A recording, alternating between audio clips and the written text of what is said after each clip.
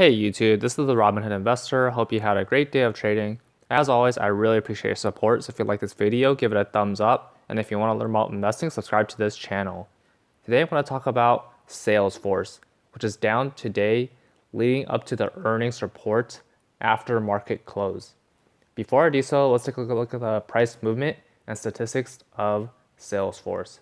Ticker symbol CRM. So today, down 0.366%. After hours, down 2.68%. Past week, down 4%. Past month, down 1.13%. Past 3 months, up 8.07%. Past year, up 28.54%. Past 5 years, up 154.33%. Taking a look at the statistics. Current price is $154.25, so it's on the higher end within the 52-week range. Market capitalization is $125.86 billion. Seems like it's a fairly high P ratio. I don't think this is accurate. And it's zero dividend yield, which means they're reinvesting all profits back into growth. And as I mentioned, Salesforce reported earnings after market close today. And a little more background about the company. It develops enterprise cloud computing solutions with the focus on customer relationship management. So the software manages the customer relationship. So taking a look at the earnings, Salesforce beat by 15 cents and beat on revenue. Q4 non-GAAP earnings per share of 70 cents, beat by 15 cents. GAAP earnings per share of 46 cents, beat by 36 cents. And revenue of $3.6 billion, up 26.3% year over year, beat by $40 million. So it's a fairly positive earnings report. But taking a look at the outlook, it's a fairly negative outlook. So that's the reason why it's down today. Down after hours.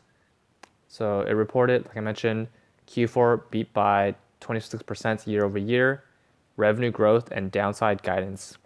So Q4 subscription and support revenue totaled $3.38 billion, up 26% year over year.